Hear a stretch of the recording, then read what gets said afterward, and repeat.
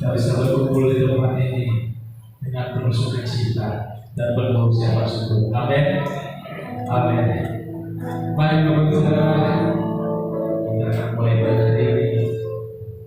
Kita akan pujikan pujian yang terbaik, sebab Tuhan sangat baik dari dulu sekarang dan selamanya. Amin. Mari kita mulai bagi Tuhan. Amin. Tuhan Yesus berkati.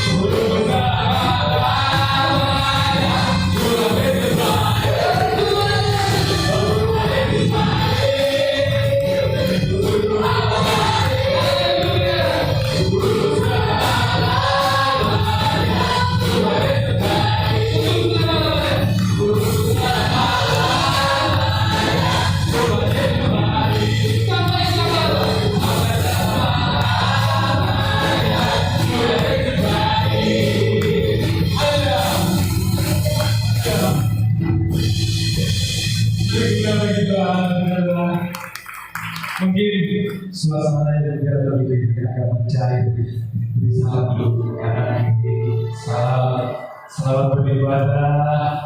Aduh, selamat siang, puji Tuhan. Mari cara kami berdiri, kita pujikan pujian yang selanjutnya. Sungguh kebaikan Tuhan ada cara kejahatan dan apa kasihnya. Amin.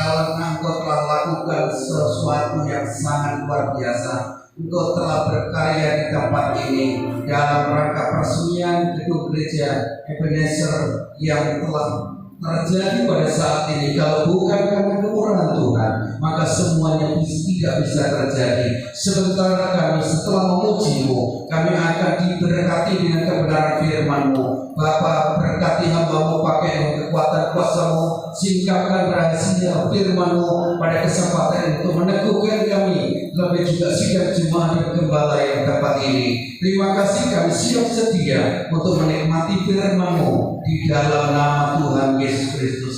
Haleluya. Amin.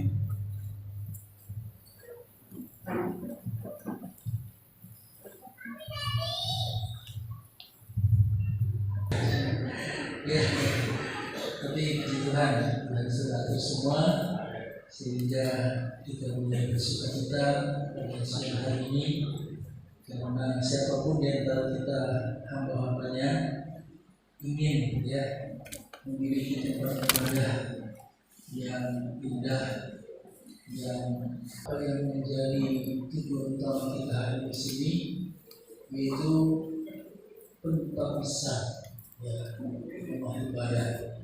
Tadi kita sudah percayakan bahkan hadirnya pemerintah dalam hal ini diwakili Wakil Bupati dan sekarang kursinya diduduki oleh bendahara kita. Sungguh menenangkan ibadah kita khusus ucapan syukur dalam rangka pentapisan dan peresmian ibadah. Hanya ditemukan satu ayat di dalam Perjanjian Baru, yaitu dalam Injil Yohanes pasal 10. Yohanes pasal 10 ayat 22. Yohanes pasal 10 ayat 22 saya bacakan. Tidak lama kemudian tibalah hari raya pentapisan Allah di Yerusalem, karena itu musim dingin. Bapak Ibu Saudara sekalian, hanya satu ayat ini kita temukan, yaitu pentapisan bait Allah di dalam Perjanjian Baru. Sedangkan dalam Perjanjian Lama ada 5 hal yang dilakukan tentang pentapisan. Yang pertama, pentapisan Harun dan anak-anaknya. Ini yang berkaitan dengan bahwa rupanya hamba-hamba Tuhan, bahkan sampai saat ini di gereja kita sangat ditekankan pentingnya keluarga melayani. Semua yang digambarkan seperti suku Lewi yang bersiap menjadi imam-imam. Saudara, jadi pentapisan Harun dan anak-anaknya itu dipersiapkan. Itu dicatat di Keluaran 29 ayat 22. Saudara, dan yang kedua yaitu pentapisan mezbah. Jadi tidak saja pemimpinnya atau gembalanya yang ada sekitar kita doakan, tidak lagi dilantik di sini hadir juga beliau penggembalaan untuk menyaksikan untuk selanjutnya gembala yang melayani, menggembalakan, memimpin jemaat yang ada di tempat ini. Tentu harapan kita bukan saja dunia yang bagus, tetapi nanti pengembalaannya menjadi penggembalaan yang berhasil. Saudara, tapi diperlukan mezbah, dan mezbah ini dikaitkan dengan yaitu adanya pusat-pusat persembahan. Saudara, hamba Tuhan yang diberi tidak digaji. Kalau digaji nanti menjadi hamba Tuhan upah. Sehingga tidak usah berdoa, tidur saja, santai saja, yang penting bersiapkan khotbah-khotbah yang hebat-hebat. Tetapi hamba Tuhan itu diharapkan untuk membangun mezbah, baik itu mezbah doa, menyembah kepada Tuhan, dan juga jemaat mempersembahkan apa yang dapat dipersembahkan di atas mezbah. Nah, jadi harus menghabiskan, termasuk mezbahnya, ya. Nah, maksudnya di sini bukan wah berarti kan nanti kantong politik itu kita habiskan.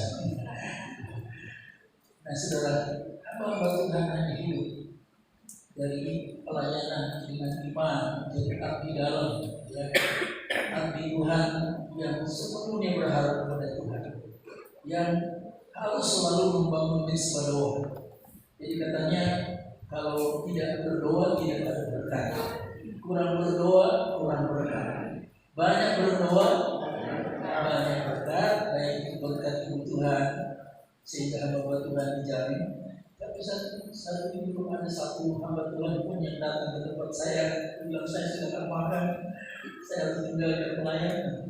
Karena terbukti saudara, dari sekian ratus ya hamba Tuhan yang pergi berbalik ya, semua dipelihara Tuhan. Ada saja yang telah bekerja melalui hubungannya dengan Tuhan, memelihara mezbah. Dan yang ketiga yaitu disebut dengan pentabisan rumah Allah. Nah, ini dia. Ini yang memang sudah dilaksanakan di perjanjian lama. Ya.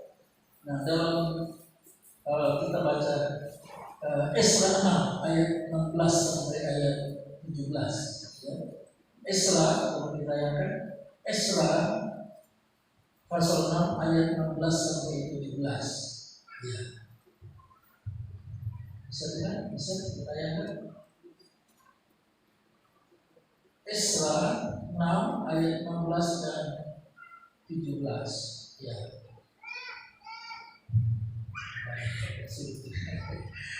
Ya, rupanya juga apa yang saya sudah tadi berikan kepada ini belum juga bisa ditayangkan, ya. Poin yang sudah disiapkan, tidak apa-apa, ya. Karena intinya tidak ada poin ini bukan Bible studi sebenarnya, ya. Nah itu dia, ya. Nah di sini dikatakan begini, maka orang Israel, para imam, orang-orang Lewi dan orang-orang lain yang pulang dari pembuangan merayakan pentabisan rumah Allah ini dengan sukacita. Ayat 17 dan dikatakan untuk pentabisan rumah Allah ini mereka mempersembahkan lembu jantan 100 ekor, domba jantan 200 ekor, dan anak domba 400 ekor, juga kambing jantan sebagai korban penghapus dosa bagi seluruh orang Israel 12 ekor menurut bilangan suku Israel. Nah inilah rasa sukacita dari bangsa Israel.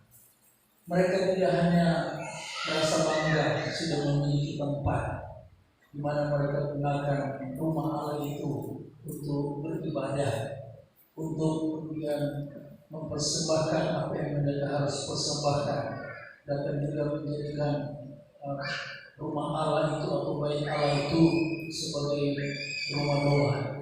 Nah, saudara-saudara, jadi ada pentabisan itu disebut menjadi hari raya, ya. Dan itu terus berlangsung sampai di zaman Yesus, saudara, ya.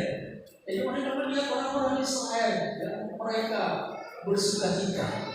Jadi seperti ya kemarin hari raya Idul Fitri, saudara, ya, semua bersukacita. Wah, mudik kemana-mana, wah, sambil bisa atau sambil ya menikmati, ya, yaitu keindahan alam, dan tentu juga ada sholat id, ya, untuk berdoa lebih dahulu. Nah begitu juga kita, pada perayaan kita juga, nah saudara, Natal itu sampai 2 bulan. Karena ingin saling mengunjungi sebenarnya, makanya jadi lama, ya. Nah di bulan November sudah mulai Natal, ya. Dan panjang sekali. Dan itu ya masuk kepada masalah yang Paskah, ya, kematian dan kebangkitan Tuhan. Bukan saja hanya sekedar diperingati, tapi juga disebut hari raya. Tapi ada puncak hari raya kita, ya. Kenapa kita menyebut namanya gereja Pentakosta ini? Pentakosta itu artinya Pentakosta hari yang ke-50. Karena di hari yang ke-50 lah janji Bapa digenapi. Roh Kudus dicurahkan. Itu saya dapat promo dari Sulawesi Utara. Ya, ternyata Tante Auri mulai bilang, wah, kita harus jadikan hari Pentakosta itu menjadi hari agung.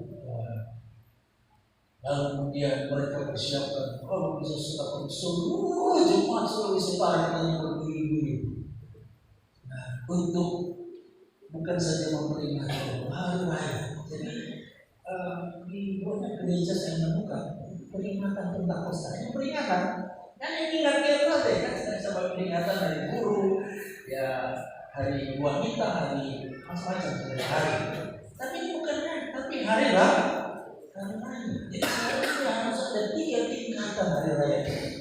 Hari raya Natal, saya sebut itu hari Tuhan. Kenapa hari Tuhan? Firman menjadi manusia. Dan Natal lah itu pesta, kelihatannya pesta pora. Waktu saya masa kecil, nah saudara itu mesti potong sapi, potong pokoknya pesta, bagi-bagi kue, sampai tahun baru, meriah luar biasa. Nah, itu Natal. Tapi ada hari raya jiwa, kita jiwai, kita renungkan, kita semangati kebangkitan, mulai dari kematian Yesus sampai kepada kebangkitan. Kebangkitan akan dilahirkan oleh kebangkitan Kristus. Ada Roh Kudus juga bekerja yang untuk yaitu melahirkan kita, dilahirkan oleh Roh. Ya, bahkan ada baptisan air itu, nah saudara, ya hanya untuk kita baptisan air, tapi ada nilai rohaninya juga disebut bertobat dan lahir baru. Tapi nah saudara, ada yang dikatakan baptisan Roh Kudus. Kita dibaptis dengan Roh Kudus. Nah saudara, jadi kita akan memasuki itu dalam waktu dekat. Nanti setelah mungkin diharapkan wilayah Malang untuk bisa para mereka untuk bisa hadir bergabung di Hotel Agung Batu Malang. Ingat persiapannya, ingat keuangannya juga, ya saudara. Ya, seharusnya memang kita harus bikin bersama-sama, seperti Petrus dan Yohanes diserapi Salomo, sampai pinjam itu serapinya Salomo, bikin KKR, saudara. Dia buat cerita tentang bagaimana Yesus sudah bangkit. Itu berita utama pengabaran Injil waktu itu. Dan dijanjikan ada Roh Kudus turun di atas orang percaya. Amin. Apabila Roh Kudus turun ke atas kamu, kamu menerima kuasa dan kamu jadi saksi di Judea, yang sama di apa di Judea, Samaria, ya, bahkan sampai ke ujung. Nah, itu dimulai pusatnya di Yerusalem, Judea, Samaria, bahkan sampai ke ujung. Nah, saudara-saudara, dan ini tidak boleh kita abaikan. Kalau kita masih mengaku gereja Pentakosta, ya, gereja aliran Roh Kudus, saudara, ya, kalau bisa di jemaat masing-masing, memang kadang-kadang terganggu kalau udah 10 malam, ada yang tak senang dengan teriakan di lempar batu.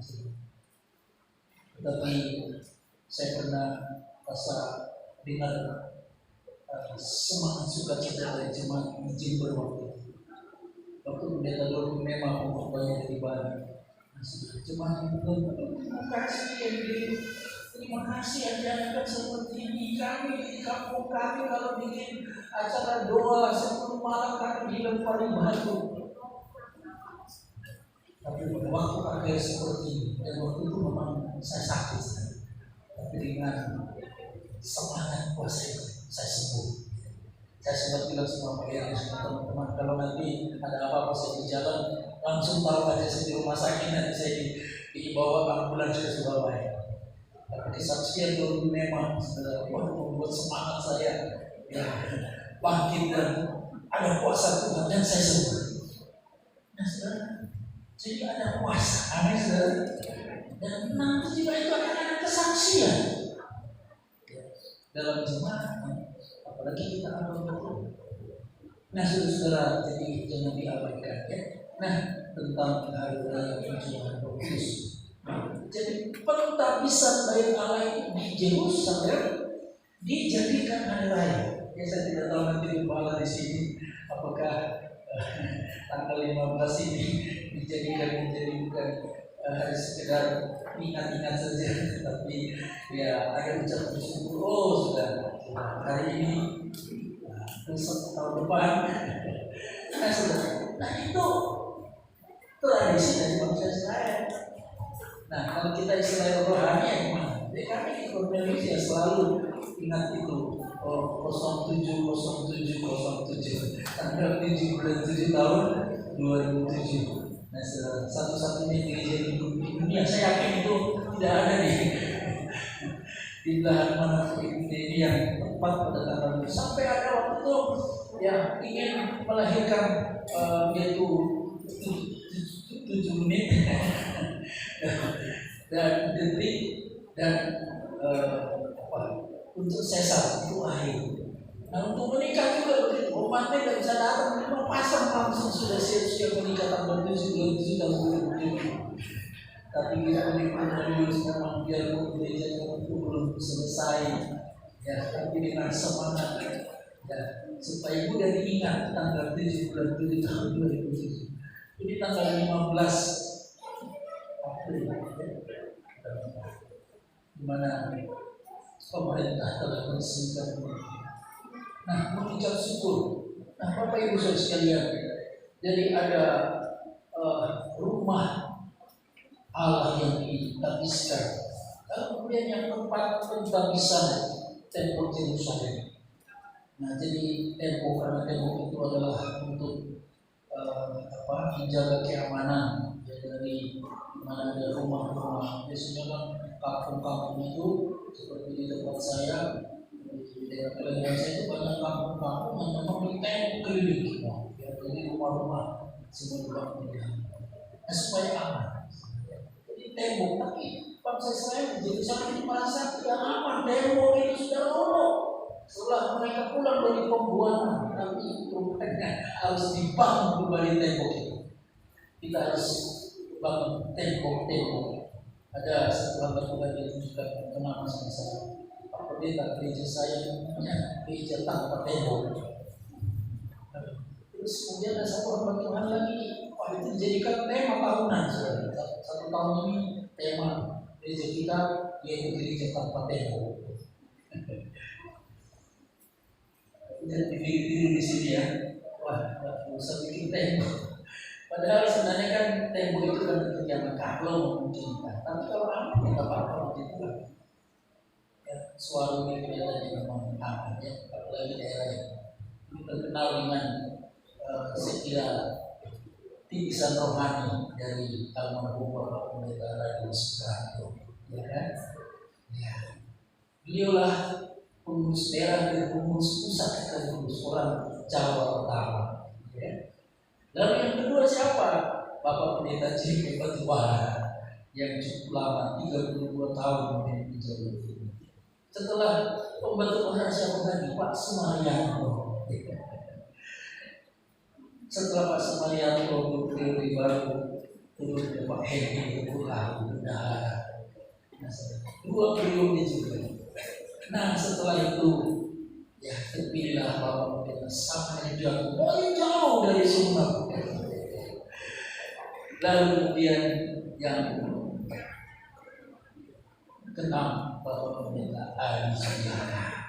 Saat ini beliau tidak usahanya dan ke servis ya tugas ke sana. Nah saudara, kalau tidak kita beri kesempatan beliau mewakili majelis besar. Lalu kemudian yang ketujuh, nah ini Jokowi Indonesia.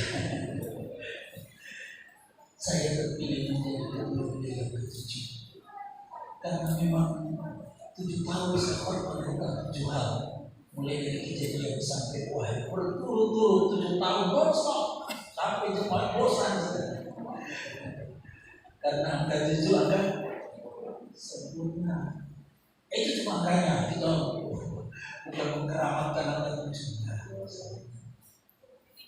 Ya, harus kita keramatkan yang berkuasa sepenuhnya atas itu kita adalah Tuhan kita Yesus. Nah, jadi ada 3 tingkatan tentang rumah. Oh, ya, ada yang terakhir ya perjanjian lama yang kelima, yaitu pentabisan patung. Nah, ini patung di Daniel pasal 3 ayat 2 sampai 3 itu ada patung yang ditabiskan. Pejabat pemerintah pun juga sudah dibuat patung itu ditabiskan, ya, diresmikan. Ya. Nah, saudara, tapi perjanjian baru sudah tidak ditemukan ada pentabisan patung. Nah, saudara, karena patung itu hanya sekedar mungkin simbol saja, seperti ada polisi buat patung polisi, ya, supaya dari jauh dia polisi yang berdiri, ya. Jadi bukan takut melanggar lalu lintas, tapi takut polisi patung. Nah, seperti itulah. Nah, saudara, kadang-kadang manusia itu hanya terpengaruh dengan apa yang dilihat saja, tapi sebenarnya apa yang tidak kelihatan, ya, Tuhan kita Yesus Kristus oleh Roh-Nya. 2-3 orang kamu berhimpun dalam nama-Ku, aku ada.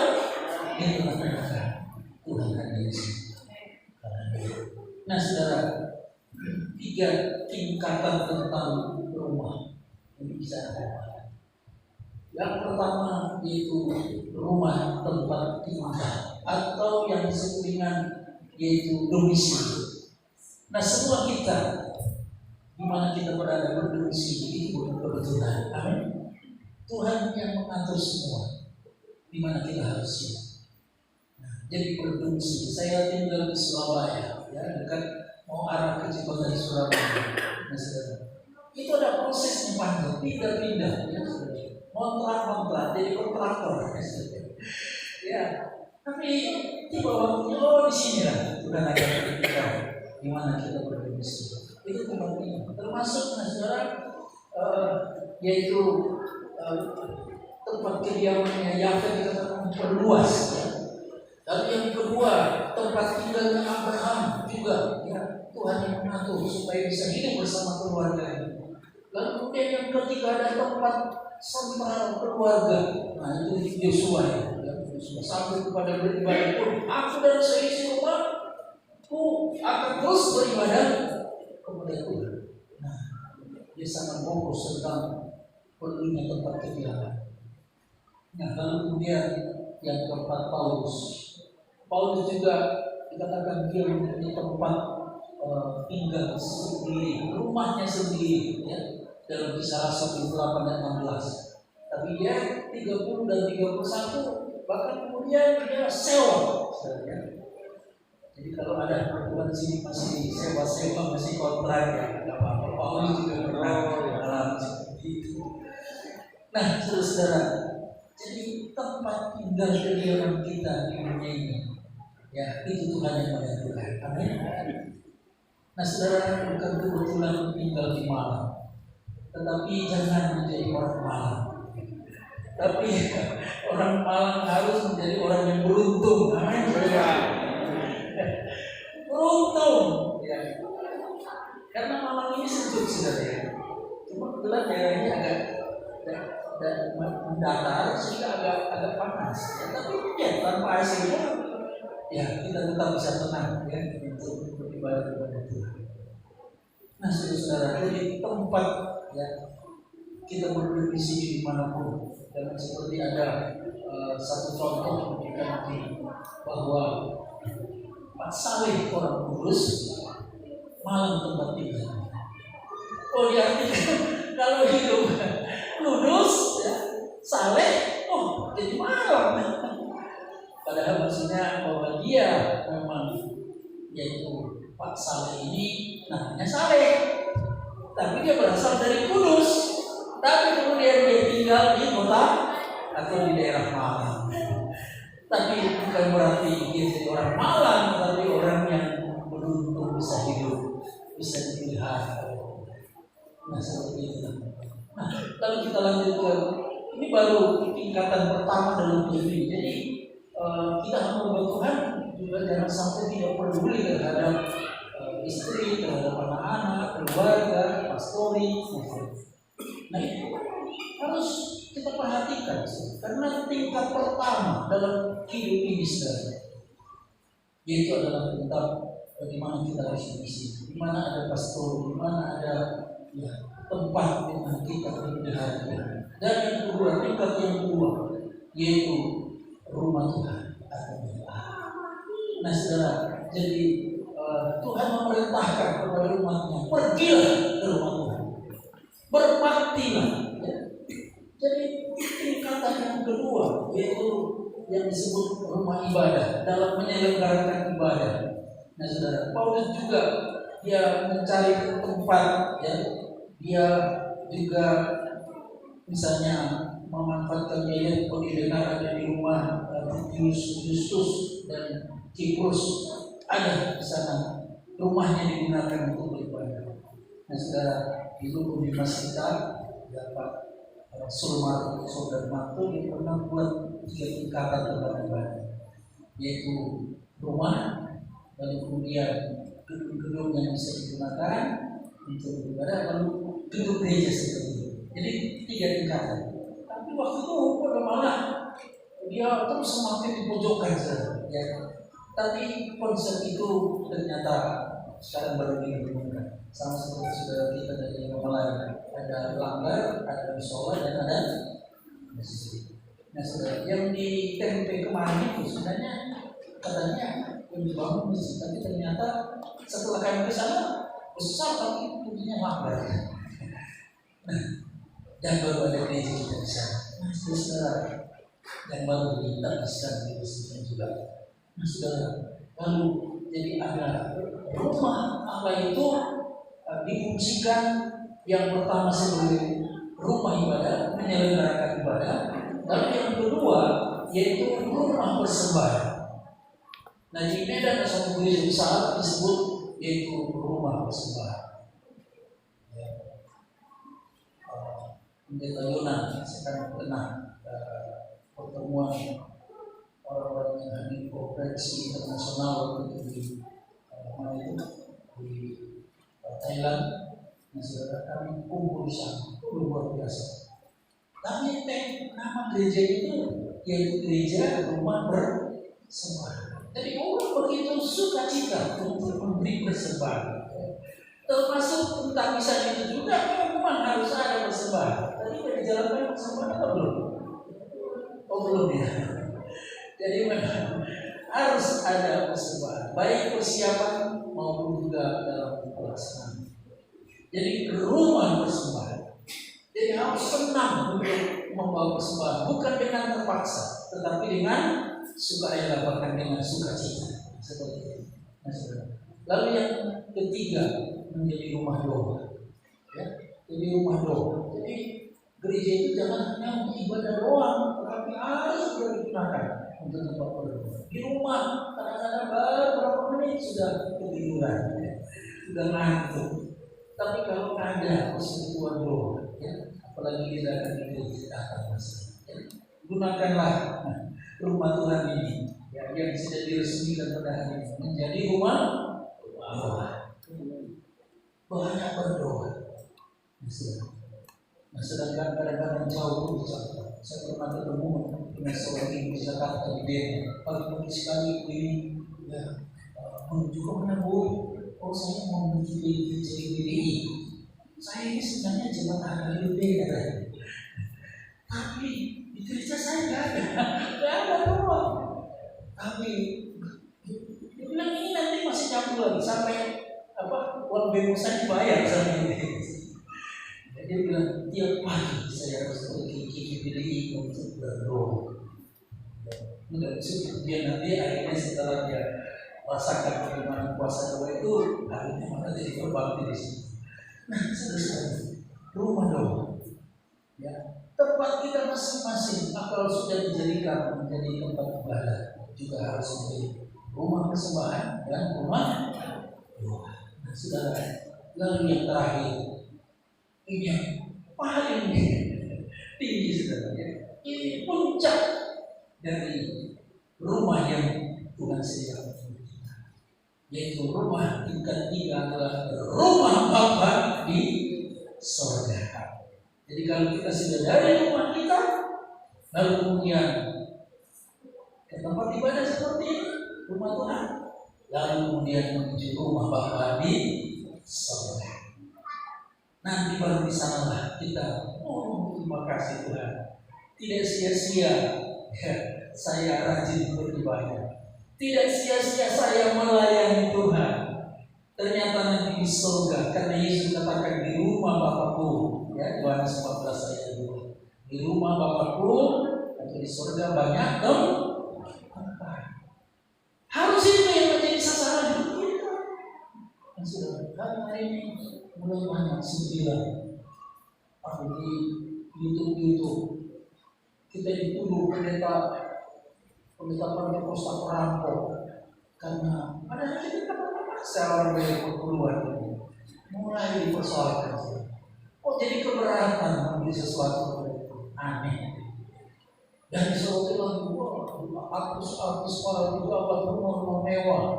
Oh, rumah saya, 8M. Bilangnya, begitu saya tahu ternyata orang pendeta ini berkoyak-koyak, istrinya juga tasnya harganya 1M, tasnya harganya 1M. Nah, itu saya keputusan saya tinggalkan gereja saya. Saya pergi coba ke gereja lain. Atau rasanya kita tadi dia sudah kecewaan karena melihat itu. Padahal itu bukan hal yang penting kita semua. Saya sampai saat ini tidak punya rumah saudara. Ya ada ibu gembala di sisi tanah lalu dibangun, tapi itu untuk cabang pelayanan di belakang itu. Itu atas nama istri saya.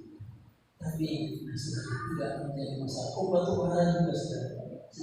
Puluhan tahun melayani Tuhan tidak punya apa-apa, tetapi kita yakin pasti upah besar di surga. Jadi kita jangan bangga kalau segala fasilitas sudah tersedia, kita senang, saya berhasil, saya sukses melayani Tuhan. Bukan itu. Tapi tujuan utama kita masuki rumah Bapa di surga, rumah yang kekal, hidup yang kekal disediakan Tuhan. Mari kita berdoa.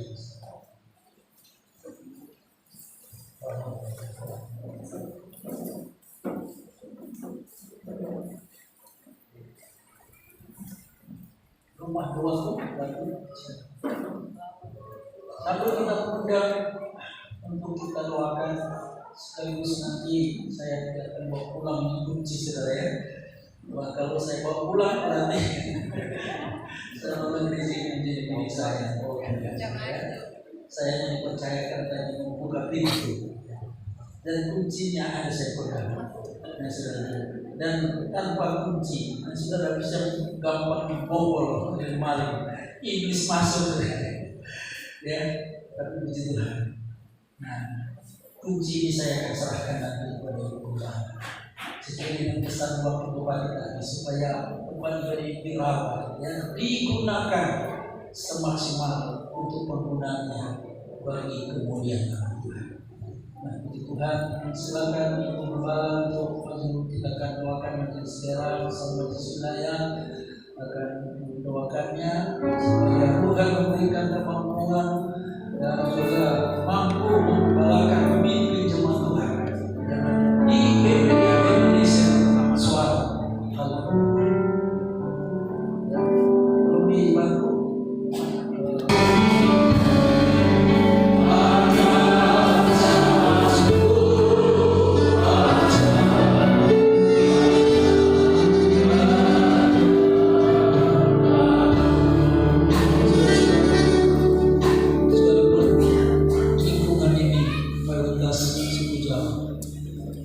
Mantu saya juga asal Kediri sebenarnya, biar ini orang Batak, tapi Tuhan cinta suku-suku bangsa. Haleluya. 3 ketua MD dari suku Jawa yang sudah memimpin Jawa Timur. Lalu 1 suku Tionghoa, 2 orang dari suku orang Batak. Saudara, tapi Tuhan cinta semua suku-suku bangsa. Haleluya. Lawatan Tuhan akan bekerja bagi semua suku-suku bangsa, termasuk di tempat ini, termasuk di